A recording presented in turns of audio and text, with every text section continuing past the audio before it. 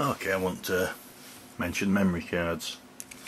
I got a new phone a while ago and with a 8GB card in. It soon fills up when you've got an 8 meg camera and you take video and wander about, and so I needed a bigger card. Now, where I am UK, if you want a 32GB card you're paying £15 to £20, and I saw these and they're £8.99.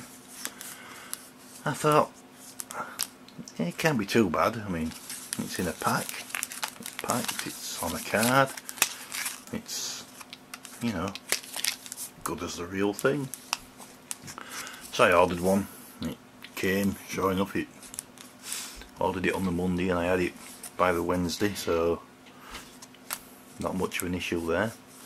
Got it opened, come to format it, didn't seem happy. But I thought, no, it says formatted, I'll use it. So there's a piece of software you can get.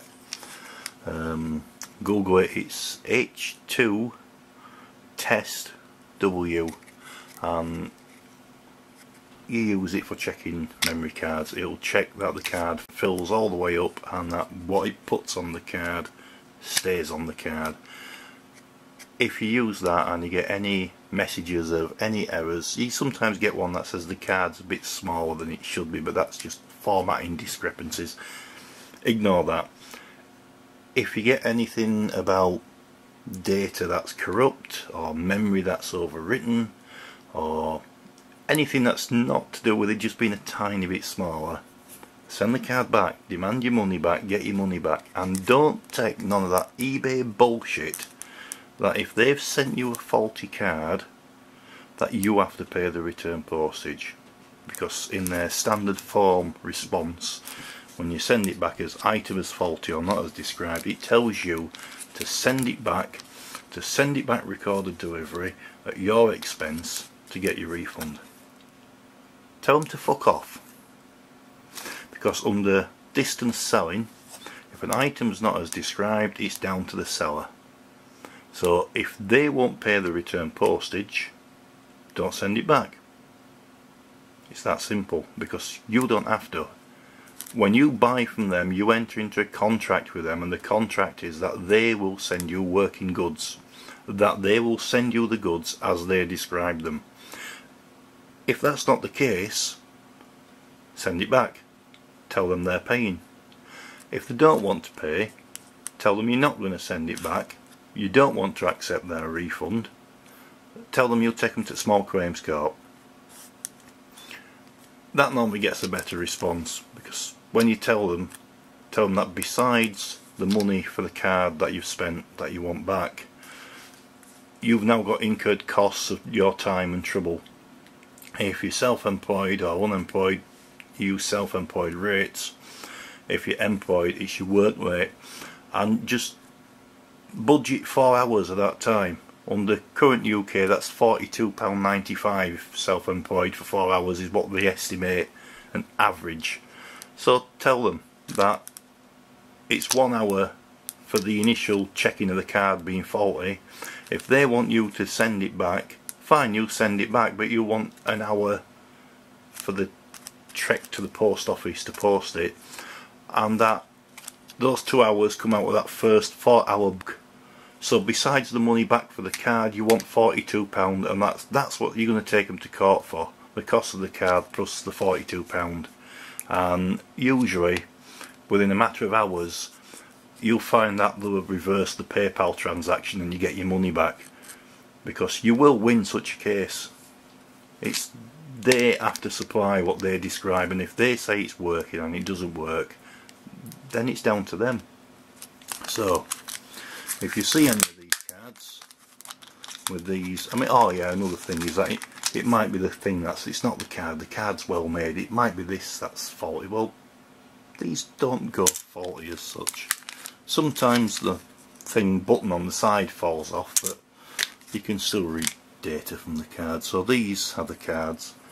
They're quite simple and generic. It just says 32GB on it in the centre. I don't know if we can, no, the camera's never going to want to focus on that.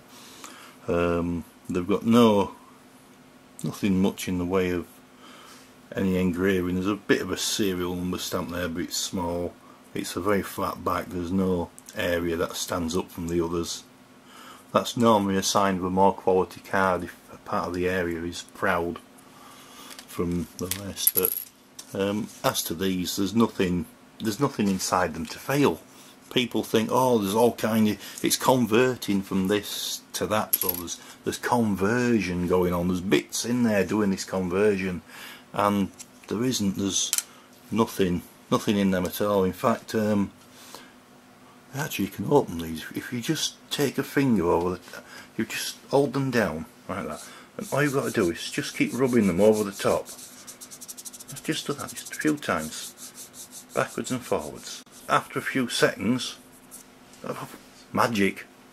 It's magic. The top just kind of disappears. And as you can see, there's nothing in there. It's just flat wires to connect from the small card up to the biggest socket. In fact, there we are. The card just goes in and just sits underneath, and it just extends the pins to the bigger socket. So there's nothing in there at all. Waste of time. So spend extra, buy something with a name, buy something that's just a bit better built. And this says open with scissors, but did you see that? Who needs scissors? So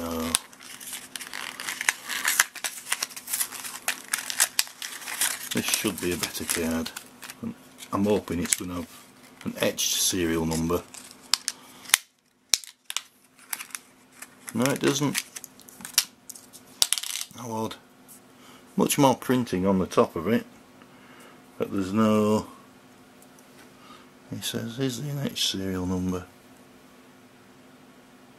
No. And it's flat bottom. It doesn't have a bump. As I said, that the better ones have a bump, and this doesn't have a bump. But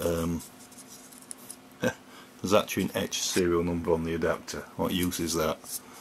So yeah, hopefully now I can stick this in my phone, get things going again. But don't take no bullshit on the returns. They pay for that. That's their job. They have to supply what they say. So thanks for watching.